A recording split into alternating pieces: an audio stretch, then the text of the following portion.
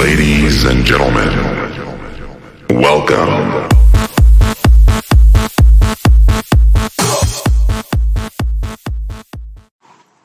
Hello, कैसे हो? जल्दी से बताओ। सर क्या पूछते हो हर बार? हम लोग तो मजे में हैं, कभी आप भी अपने हाल बता दिया करो। सो हम भी बहुत अच्छे हैं, मजे में हैं और उम्मीद करते हैं आप सभी भी कुशल एवं मंगल में होंगे। सर शुद्ध हिंदी बोलने लगे, क्या बात। चलो थोड़ा बेसिक सा इंट्रो दे दें, सही रहता है, वरना पता लगे कुछ भूले भटके आ जाते हैं उनके लिए। तो हमारा केमिस्ट्री का क्लास 12th का चैप्टर नंबर 2 जिसका नाम है सॉल्यूशंस, ठीक है, चल रहा है और इसका है ये हमारा लेक्चर नंबर 3, ठीक। और जो हमें किसी भी लेक्चर में नहीं भूलना होता वो है हमारा टारगेट 95+ इन बोर्ड एग्जाम्स, ठीक है। ठीक है जी, ठीक है। अच्छा ये बताओ, इससे पहले वाले लेक्चर में मजा आया कि नहीं आया? कार्टून बना के, हाँ, पूरे मजे से, कितना अच्छा लगा यार। और कंसेप्ट, जो हमारा कंसेप्ट था बिल्कुल एकदम क्लियर हो गया, क्रिस्टल क्लियर, गारंटेड हो गया था नहीं? तो चलिए, हमने mass by mass percent, volume by volume percent और मास बाय वॉल्यूम परसेंट ये पढ़ लिया था स्ट्रेंथ बताने के लिए, ठीक है। क्वांटिटेटिव में पढ़ रहे थे। अब आज हम थोड़ा सा इंपॉर्टेंट टर्म्स पढ़ने जा रहे हैं, ठीक है, जो आगे हमारे इंपॉर्टेंट भी हैं, कभी कभी न्यूमेरिकल्स भी इनसे मिल जाते हैं। और क्या सर, बोलो तो, हैं? और ये कि ये जो हम कंसंट्रेशन टर्म्स पढ़ रहे हैं ये हमने 11th में पढ़े थे, ठीक है।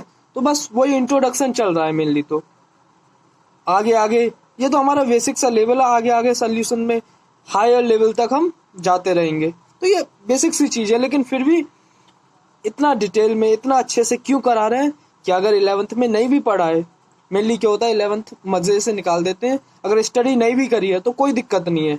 अब 12th में हर टॉपिक हमारा क्रिस्टल क्लियर होना जरूरी है, बिल्कुल एक एक चीज दिमाग में फंसनी बहुत ज्यादा जरूरी है। तो बिना बकवास के, वैसे बकवास नहीं थी ये, सब काम की बातें बता रहे थे, ठीक है।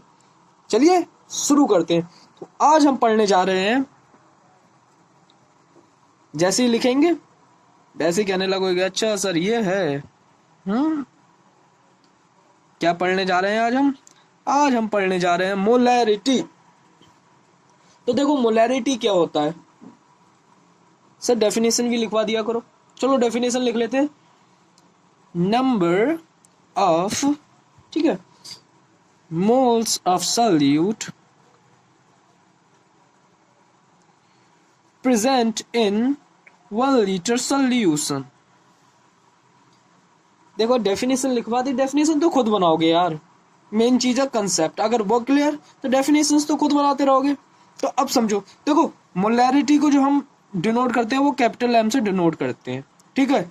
और एज पर डेफिनेशन मतलब क्या है कि नंबर ऑफ मोल्स, ठीक है, number of moles of solute जो भी बोलना है, अपॉन, ठीक है, वॉल्यूम इन लीटर, ठीक है, वॉल्यूम ऑफ सॉल्यूशन, ठीक है, किसमें लीटर में, ऐसे समझ लो ये फिलहाल तो जो हमारी मेन फॉर्मूला बन गया, ठीक है। अब देखो एग्जामिनर कभी कान ना सीधे नहीं पकड़ता, ये ना आपको पकड़वाता है, हमेशा आपसे क्या कहेगा कि भाई इस वाले हाथ से दूसरे वाला कान पकड़िए, मतलब लेफ्ट वाले से राइट वाला और राइट वाले से लेफ्ट वाला, ऐसा ही होता है। तो भाई सीधी सीधी चीज तो कुछ भी देने वाला है नहीं एग्जामिनर आपको, ये बात तो दिमाग से उतार दीजिए, क्योंकि आप छोटी क्लास में नहीं है, आप सीनियर है, आप अपने स्कूल में भी सबसे सीनियर स्टूडेंट है, और छोटे बच्चों जैसा देंगे तो डिफरेंस कुछ रहा, कुछ नहीं, ठीक है। तो वो इम्पोर्टेंट है, ठीक है। तो देखो अब यहाँ पर मेनली जो हमारे टर्म्स आते हैं वो सब क्लियर करते हुए चलते हैं, जिससे आगे अच्छे से सब कुछ होता रहे। अब देखो वैसे तो पता होना चाहिए, अगर नहीं भी पता तो कोई बात नहीं है, मोल्स, ठीक है, मोल्स जो यहाँ पर टर्म यूज हुआ जिसे हम डिनोट करते हैं एन से, क्या होता है हमारा होता है ये गिवन मास निकालना। मोल्स कैसे निकालते हैं? Upon molar mass. ठीक है, ठीक है जी, ठीक है, ठीक है। और गिवन मास किसका? ऑफ द सब्सटेंस, जो भी सब्सटेंस है हमारे पास उसका गिवन मास। ठीक है, या मोलर मास, या फिर हम बोल सकते हैं, क्या बोल सकते हैं, या हम बोल सकते हैं, अब ये वैसे मत समझना कि इसके अपॉन में आगे मैं बता रहा हूँ कि मोलर मास को या ऐसे समझ लो, क्या लिख सकते हैं? Molecular mass. ठीक है, या एटॉमिक मास इन ग्राम। ठीक है, ग्राम की बात हो रही है। अब देखो समझो, जैसे हमारे पास मोलर मास, अब मोलर मास की बात आ गई। ठीक है, तो मोलर मास क्या होता है? ये एटॉमिक मास से मिलकर बनता है। ठीक है, तो अब हमें पता था, जैसे हमारे पास H2 फॉर एग्जांपल H2O दे रखा हो, तो H2O का मोलर मास तो हमें पता होता था 2 का H, मतलब हाइड्रोजन का कितना होता है 1, तो 1 इंटू 2 2 हो गया, और ऑक्सीजन का 16। तो ये थोड़ा बहुत याद करना पड़ता है यार, वो थोड़ा बहुत तो याद करोगे। अब ये 9th क्लास से चली यार, ये 12th में आ गए, इतनी बेसिक सी चीजें याद नहीं करोगे तो कोई फायदा नहीं। ठीक है, 12th में आने का थोड़ा पढ़ना तो पड़ेगा यार। अब अगर अभी तक नहीं किया तो अब कर लेना, मेहनत करनी जरूरी है। ठीक है, इन ग्राम। ठीक है, हम मॉलिक्यूलर मास जो होता है ये ऐसे करके 18 U होता है, तो हमने यहाँ पर पहले ही लिख दिया कि मॉलिक्यूलर मास इन ग्राम, इसी को U को हम ग्राम में कर देंगे तो वो हो जाता है हमारा। या ऐसे समझ लो कि 1 मोल वाटर में या 1 मोल H2O में कितना, 18 ग्राम। ठीक है, इतना है। कोई दिक्कत नहीं, चलो दिक्कत होनी भी नहीं चाहिए। अब देखो, अब इसे बढ़ाते हैं फॉर्मूले को अपने। ठीक है, फॉर्मूले को आगे बढ़ाते हैं। देखो क्या एम से डिनोट कर रहे थे। ठीक, तो number of moles of solute, अब हमें इसे कैसे लिख सकते हैं? गिवन मास अपॉन, जल्दी से बताओ, अपॉन हमारा मोलर मास। ठीक है, अब उसके बाद हमारे क्या वॉल्यूम की बात हो रही थी, तो ठीक है, अब ये किस में हो जाएगा? अब जैसे ml में दिया हो, लीटर में नहीं दिया है, और मेनली देते भी नहीं है, हमेशा ज़्यादा तक ml में ही आपको मिलीलीटर में ही वॉल्यूम जो मिलेगा।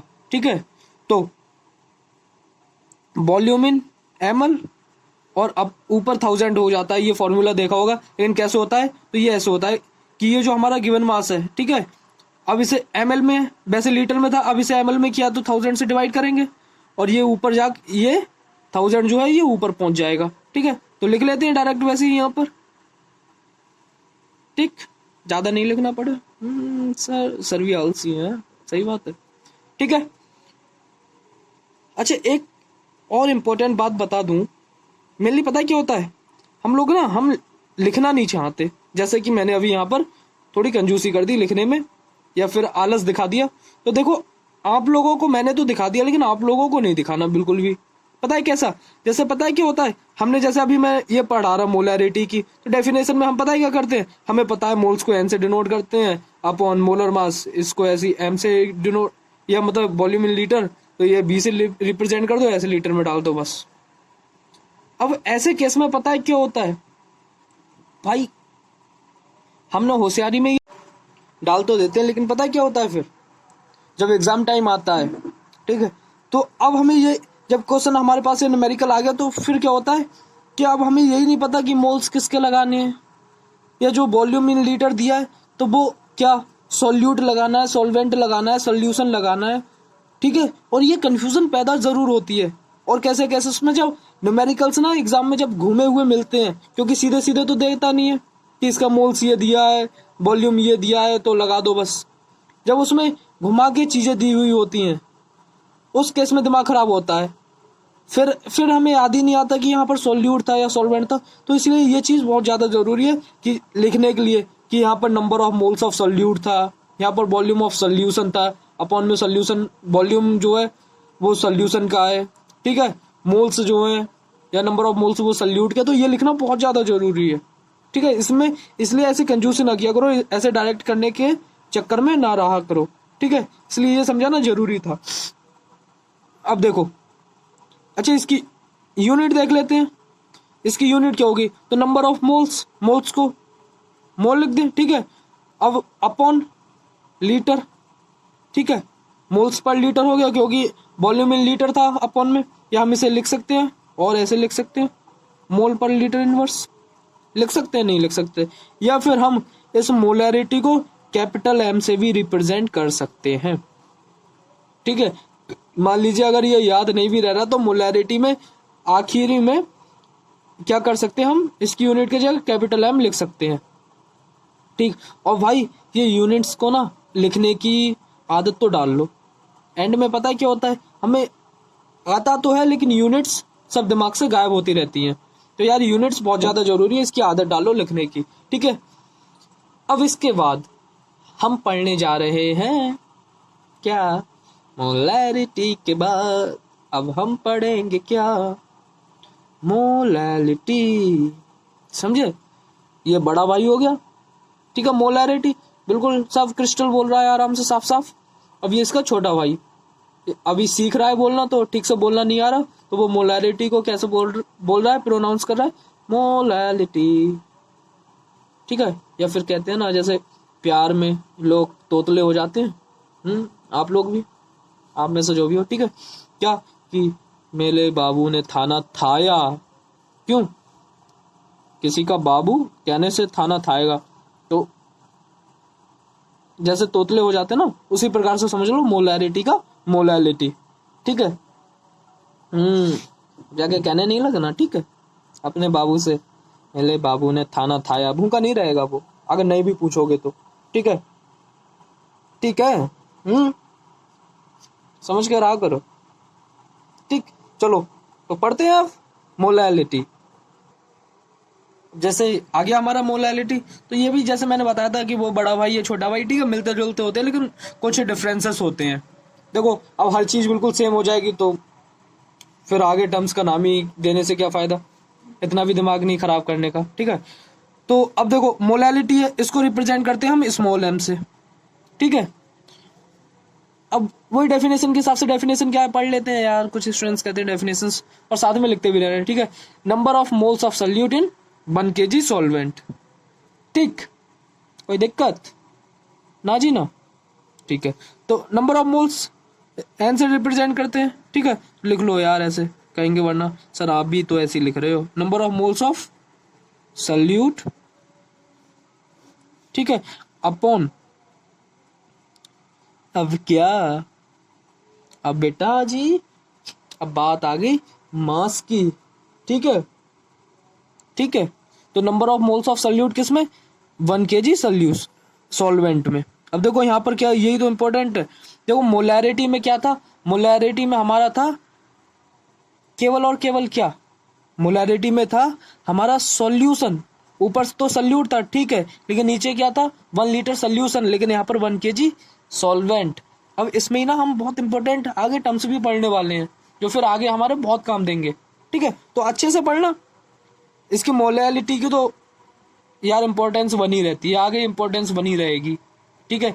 अभी डेंसिटी के टर्म में पढ़ेंगे तो उसकी इंपॉर्टेंस बनी रहेगी, तो इंपॉर्टेंस तो है, अगर इंपॉर्टेंस नहीं होती तो एनसीईआरटी वाले इसे डालते नहीं इसमें, ठीक है। ऐसे समझो जो कुछ है उसकी इंपॉर्टेंस है तभी वो है, ठीक है। अब यार आपकी भी तो इम्पोर्टेंस है, अब आप नहीं समझते हो खुद की इम्पोर्टेंस तो अलग बात है, लेकिन आपको भगवान ने भेजा यार, तो कुछ ना कुछ तो स्पेशल सोच के ही भेजा होगा, तो खुद की नजरों में तो यार हमेशा स्पेशल रहो, बाकियों का छोड़ो, ठीक है। तो अब इस पे बात करते हैं, कहेंगे कि सर इधर उधर की बातें बहुत करने लग जाते हैं, ठीक है। तो स्मॉल एम से रिप्रेजेंट करते हैं। अब देखो number of moles of solute, तो वही हमें निकालना आता है मोल्स, नंबर ऑफ मोल्स, ठीक है, निकालना आता है, तो क्या given mass upon molar mass, ठीक है, ठीक है कि नहीं है, अब अपॉन, ठीक है। अब मास ऑफ सॉल्वेंट इन किस में, अब हम लिख सकते हैं ग्राम में, ठीक है, किसका, सॉल्वेंट का। अब वही सेम चीज है, ग्राम को जब मतलब अब किलोग्राम था, किलोग्राम को ग्राम में बदलेंगे, ठीक है, तो वो ये 1000 से डिवाइड, तो ये ऊपर पहुंच जाएगा हमारा 1000, ठीक है, मतलब ग्राम को किलोग्राम में, ठीक, क्लियर, कोई दिक्कत नहीं, ठीक है। अब देखो इसके आगे ना हम और इम्पोर्टेंट टर्म पढ़ने वाले हैं, ठीक है। देखो कैसे, जैसे फॉर एग्जांपल समझो बात आने वाली है डेंसिटी की, ठीक है, और ये चीज इंपॉर्टेंस भी रखती है। देखो कैसे, डेंसिटी इज इक्वल्स टू, हमें पता होता है क्या होता है हमारा मास, ठीक है, mass of substance, mass of given substance हम बोल सकते हैं mass of substance upon volume, ठीक है। अब देखो इसकी इंपॉर्टेंस कैसे है। फॉर एग्जांपल हमें कोई भी क्वेश्चन आ जाए, उसमें हमसे डेंसिटी का जिक्र कर ले, ठीक है। अब हमसे पूछी तो मोलैलिटी हो, समझ लो, पूछी हमसे क्या फाइंड करने के लिए, मोलैलिटी है। अब लेकिन उसने दे क्या दिया हमें, उसने दे दिया हमें वॉल्यूम, कि हमसे फॉर एग्जांपल कह दिया कि 200 ml, ठीक है, कोई भी सोल्यूशन दे दिया, ठीक है। अब ऐसे में क्या होगा, ऐसे में ही हमारा ये टर्म डेंसिटी इंपॉर्टेंस रखता है कि हमारे पास और आगे डेंसिटी उसने बता दी, तो हम क्या करते हैं, मास हम निकाल सकते हैं आसानी से, ठीक है, इसलिए ये इंपॉर्टेंस रखता है। बढ़े आगे, देखो ये ठीक है, सही है, सही दिख रहा है, ओके। तो देखो डेंसिटी को हम इससे रिप्रेजेंट कर सकते हैं, ठीक है, ये क्या होता है हमारा रो। अब देखो मास और अपॉन वॉल्यूम, देखो ऐसे तो वो मजा नहीं आता कि फॉर्मूला फॉर्मूला हो गया, इसका न्यूमेरिकल एक जरूर करते हैं जिससे अच्छे से समझते हैं, ठीक है, समझे। अब देखो हमारे पास ये क्वेश्चन है, ठीक है, क्या है कि find the molality of a 200 ml aqueous solution of 20 gram NaOH, ठीक है, where the density of solution is 1.5 gram cc, ग्राम पर cc। हाँ सर, ये cc क्या है, नए नए टर्म्स लिख के आ रहे हो, हैं सर, समझ में कैसे आएगा हमारे, ठीक है। तो cc is nothing but cubic centimetre, ठीक है, या हम बोल सकते हैं सेंटीमीटर क्यूब, ठीक है। और हमने 11th में भी पढ़ा था और हमें अब पता होना चाहिए 1 मिलीलीटर इज इक्वल्स टू क्या होता है, 1 सेंटीमीटर क्यूब होता है, ठीक है, क्लियर, इतना ही काफी है। तो आगे अब देखो इसे समझते हैं। अब हमें क्या, देखो अब हमें क्या दे दिया, 200 ml ऑफ एक्वस सोल्यूशन, हमें वॉल्यूम दे दिया, ठीक है। अब ऐसे केस में हमें नहीं पता ना कि उसका मास कितना है, तो कैसे निकालेंगे, वही तो इम्पोर्टेंस रखता है ना। तो देखो ऐसे केस में हम क्या करते हैं, हम फिर लगाते हैं डेंसिटी, ठीक है, का फॉर्मूला मास अपॉन वॉल्यूम। अब देखो डेंसिटी हमें दे रखी है कितनी, 1.5, और अब देखो मास की बात है तो मास हमें निकालना है, अपॉन वॉल्यूम कितना दे रखा है, 200, ठीक है। अब देखो कितना हो जाएगा, 15 2 जा 30, तो मतलब ये मास हमारा हो जाएगा 300 ग्राम, ठीक है। ये हो गया हमारा, थोड़े यूनिट का बता दें, ठीक है। तो ये हमारा ग्राम पर ml होता है, मैंने बताया था सीसी को हम ग्राम पर ml मतलब ml लिख सकते हैं, ठीक है, अपॉन, अब ये भी ml है तो ml से ml, ये भी ml है तो ये ml से ml चला जाएगा, तो ये ग्राम में वैल्यू आ जाएगी, ठीक है। अब देखो अब ये हमारे पास जो मास आया, ये किसका आया, पूरे सोल्यूशन का आया, ठीक है। अब हमारे पास क्या दे रखा है, हमारे पास 20 ग्राम NaOH, मतलब सल्यूट की वैल्यू ये तो पहले से ही दे रखी है। अब हमें मोलैलिटी के टर्म में क्या सॉल्वेंट निकालना जरूरी होता है, लिख लो पहले, ठीक है। मोलैलिटी इज इक्वल्स टू लिख लेते हैं क्या, गिवन मास, ठीक है, अपॉन मोलर मास इनटू 1000 और mass of solvent into in KG, sorry in gram, ठीक है। हम ऐसे लिख सकते हैं मास ऑफ सॉल्वेंट इन ग्राम, ठीक है। अब देखो इसके अकॉर्डिंग चलना है। अब हमारे पास ये तो आ गया सोल्यूशन का, अब हमें क्या पता था कि हम कैसे निकालते थे, मास ऑफ सोल्यूशन, ठीक है। तो सोल्यूशन सॉल्वेंट सोर्स, देखो सोल्यूशन किससे मिलकर बना होता है, सल्यूट और सॉल्वेंट से, ठीक है। सोल्यूशन का हमें पता है 300 ग्राम, सॉल्यूट हमें पहले से ही पता है 20 ग्राम, NaOH की बात हो रही है तो 20 ग्राम, ये सॉल्वेंट निकालना है, तो इसमें से क्या हो जाएगा, ये हमारा सब्ट्रैक्ट, ठीक है। तो ये कितना हो जाएगा 280 ग्राम, ये हो जाएगा हमारा सॉल्वेंट। अब कर लेंगे, देखो अब गिवन मास की बात हो रही है, ठीक है, ठीक है, ठीक है कि नहीं है, जल्दी से बताओ। अब देखो गिवन मास ये किसका होता था, हमारा सल्यूट का होता था, ठीक है, कितना दे रखा है हमारे पास 20 अपॉन, अब NaOH का, ठीक है, मोलर मास NaOH का कितना होता है 40 होता है। कैसे, देखो हमारा सोडियम का 23, इसका 16 और इसका 1, ठीक है, तो ये हो गया हमारा 40, कैलकुलेट कर लेना, ठीक, इन 2000, ये चीज़ें थोड़ी इधर ले आना, बहुत घिचपिच कर देता हूँ मैं, ठीक है, सब जो बोल रहा हूँ उस पर ज़्यादा ध्यान देना, ठीक है, बाकी लिख भी रहा हूँ उस पर भी ध्यान देते रहना यार। अब अपॉन, अब मास ऑफ ये किसका, हम सॉल्वेंट का लिखते थे, तो मास ऑफ सॉल्वेंट हमारा आ गया कितना 280। अब देखो यहाँ पर देखो दो चीज़ों की इंपॉर्टेंस हमें समझ में आई, एक तो ये चीज़ कि हमारे पास वॉल्यूम दे रखा है तो हमें मास कैसे निकालना है, ठीक है, दूसरा क्या कि हमारे पास अब जो वॉल्यूम दे रखा है वो किसका दे रखा था, कि सॉल्यूट की सोल्यूशन का है या सॉल्वेंट का है कि किसका है, ठीक है। अब मैंने क्यों बताया था वो इम्पोर्टेंट है यहाँ पर लिखना, क्योंकि देखो अब हमें इससे पता है ना कि इसमें सॉल्वेंट का लगाना है। अब कुछ स्टूडेंट्स क्या करते जल्दी जल्दी में, यहाँ पर केवल ऐसे ही लिखा हुआ होता तो ये 300 ग्राम आया, यहाँ पर 300 लगा देते इसके जगह, अगर ये नहीं लिखते कि मास ऑफ यहाँ पर सॉल्वेंट आना है, ठीक। तो हर चीज़ बहुत इंपॉर्टेंस रखती है यार, और लिखने की तो आदत डाल लो यार, छोटी क्लासेस नहीं है हमेशा कि यार लिखने की इच्छा नहीं करती। अब देखो अब लिखने की आदत डाल लो, जितना लिखोगे उतना ज़्यादा ही फायदा होता है, ठीक है, फायदे में रहते हो। तो ये 2 से 2 गया, मतलब 0 से 0 गया, और इस 0 से ये 0 गया, 2 सा गया, थोड़ा कर लेते हैं सॉल्व, ऐसे कोई दिक्कत नहीं है। अब ये हो जाएगा हमारा, कहाँ से आए यार, देखो ये हमारा हो जाएगा 100/56, तो इससे डिवाइड कर लेंगे हम, हमारा आ जाएगा ऐसी 1 पॉइंट समथिंग कुछ आएगा, ठीक है, कर लेना कैलकुलेट, कल करके बताएं, चलो करके भी बता देते हैं यार।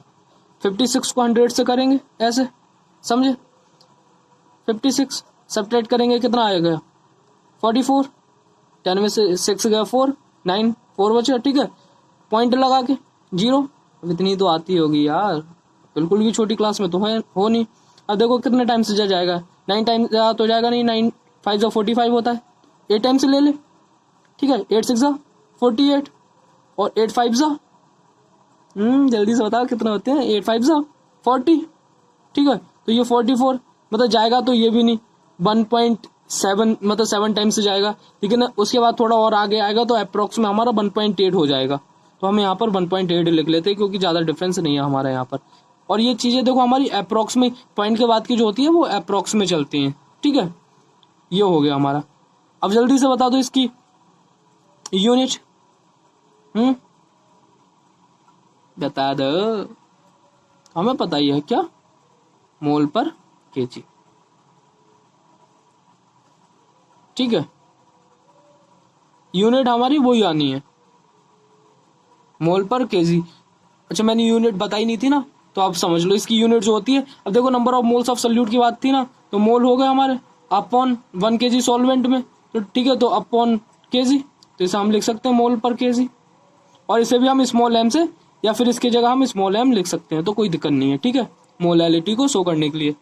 तो ठीक, काफ़ी लंबा लेक्चर हो गया, बहुत डिटेल में समझा दिया, ठीक है, बहुत प्यार से, बहुत डिटेल में, तो अच्छे से पढ़ना है। अगले लेक्चर में मिलते हैं। अब देखो अगले लेक्चर में हम क्या पढ़ने वाले हैं बता दें, तो देखो अगले लेक्चर में जो पढ़ने वाले हैं उसकी भी इम्पोर्टेंस अच्छी खासी है। क्या हम मोल फ्रैक्शन पढ़ने वाले, आगे हेनरी लॉज वगैरह पढ़ेंगे, तो इसमें उसमें भी इम्पोर्टेंस रखते हैं, ठीक है। फिर एक ऐसा टर्म पढ़ेंगे जो एनसीईआरटी बुक में तो नहीं है लेकिन उसकी इम्पोर्टेंस है, ठीक है, थोड़ा दिमाग भी घुमाएगा और थोड़ा डिटेल में जाएंगे, उसमें बहुत टर्म्स हैं तो मज़ा भी आएगा, ठीक है। देखो हर चीज़ को ना थोड़ा ऐसे नहीं, प्रैक्टिकल तौर पे ना मज़े से पढ़ो, किसी भी चीज़ में ना जब इंटरेस्ट लोगे तो ऑटोमेटिकली मज़ा आएगा यार। पर ना ऐसे समझ के ना, देखो पढ़ाई को पढ़ाई करके कभी ना पढ़ो। क्या बोल रहे हैं सर, कहने का मतलब है कि स्टडी को अगर स्टडी समझोगे, स्टडी समझ कर पढ़ोगे, मतलब स्टडी समझ के करोगे, तो फिर हमेशा ऐसा लगेगा बोरिंग टाइप। इसमें ना इंटरेस्ट पैदा करो कि हमें पढ़ना क्यों है, ठीक है, कि यार वाह क्या टर्म है, अरे यार ये देखो अभी हमारे पास वॉल्यूम दे रखा था, हमने दिया तो वॉल्यूम था, हमने इससे बना दिया, मास में बना दिया, ठीक है। इस चीज को ना थोड़ा प्रैक्टिकली सोचो, मजे लो, हर चीज में खुद से चीजों को सिंप्लीफाई करना सीखो कि यार इस चीज को और कितना आसान बनाऊं, ये फॉर्मूला है इसको और कैसे तोड़ूं, कितनी इजी हो सकता है, कैलकुलेशंस कितनी इजी हो सकती हैं, समझ रहे।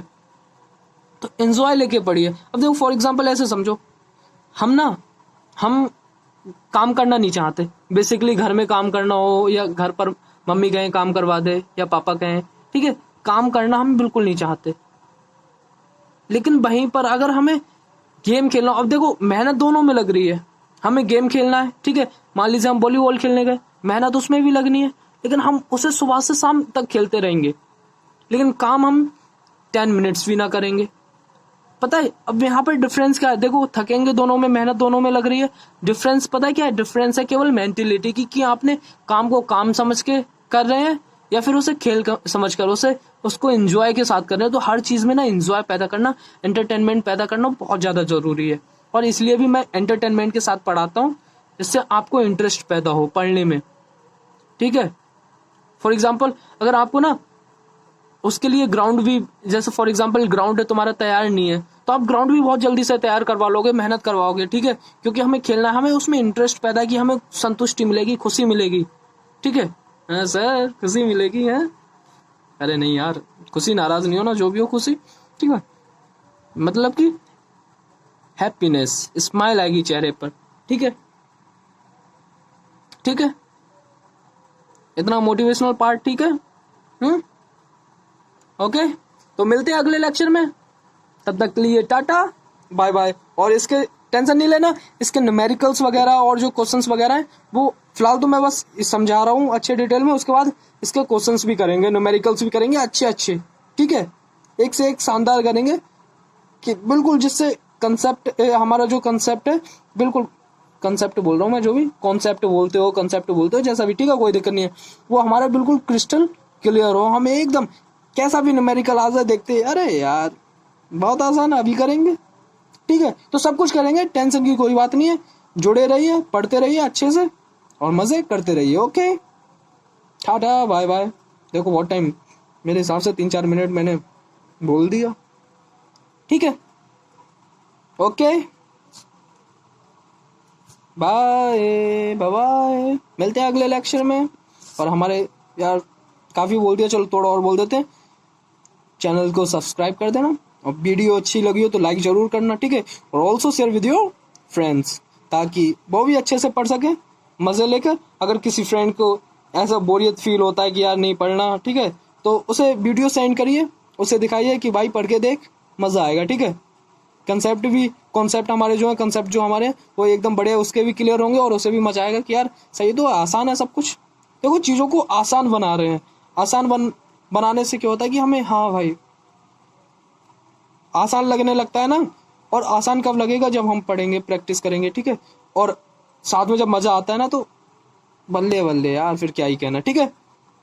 तो मिलते हैं अगले लेक्चर में, ठीक है, तब तक के लिए बाय। अच्छे से न्यूमेरिकल्स कीजिए, अच्छे से ये रिवाइज कीजिए एक बार, बस ज्यादा नहीं, एक बार रिवाइज कर लेंगे तो दिमाग में हमेशा के लिए फीड हो जाएगा, ठीक। तो रिवीजन बहुत ज्यादा जरूरी है, बहुत ज्यादा इंपॉर्टेंस रखता है। ओके